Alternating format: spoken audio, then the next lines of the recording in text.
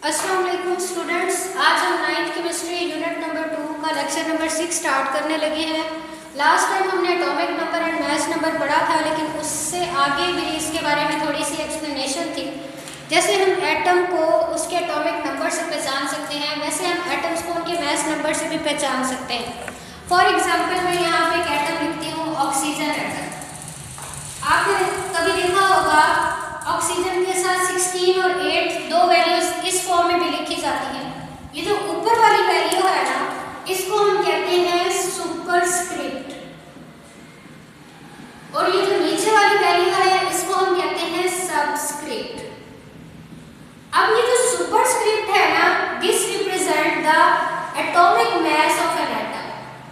Atomic mass means sum of proton and neutron, जबकि ये जो सबस्क्रिप्ट है ये एटॉमिक नंबर को रिप्रेजेंट करता है। Atomic number means number of protons in an atom which is also equal to number of electrons.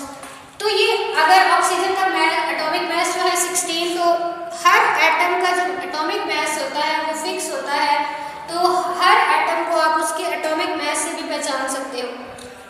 आज का जो नेक्स्ट हमारा टॉपिक है वो सैंपल एग्जाम्पल है, आपकी बुक में दी हुई है सैंपल एग्जाम्पल नंबर 1। वो कहता है calculate the number of electrons, protons and neutrons in barium. Barium के सिंबल के साथ वो लिखता है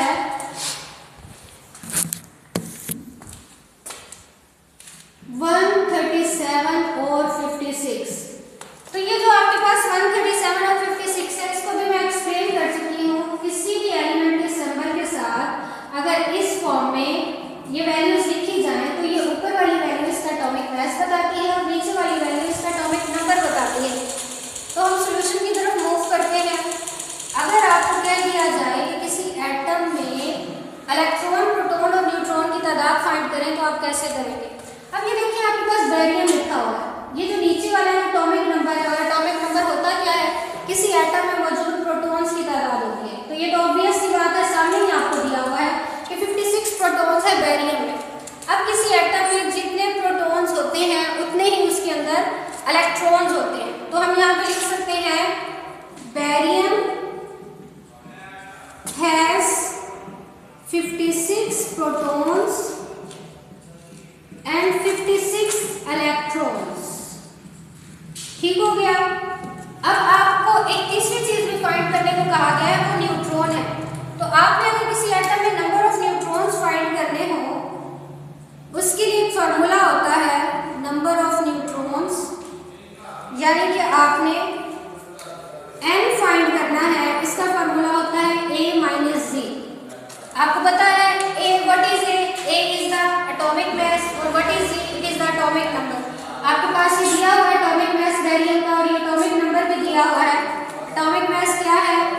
137, जबकि एटॉमिक नंबर क्या है? 56। 137 में से आप 56 माइनस करें,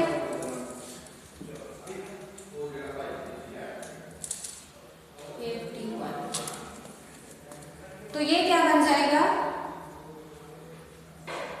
81 is the number of neutrons। Next आपके पास एक्सरसाइज में भी कुछ एग्जांपल सॉल्व करने को दी गई हैं। 3 एग्जांपल्स आपको कहा गया है। एक मैंगनीज आयोडीन,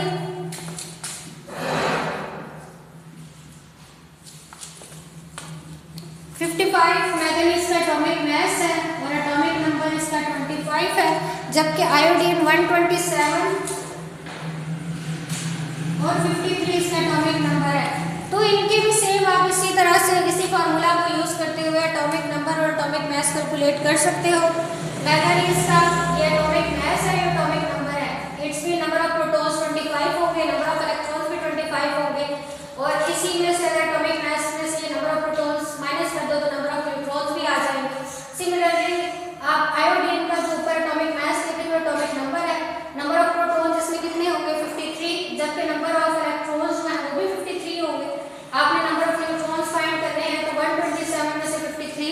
माइनस कर दोगे तो आपके पास आंसर आ जाए।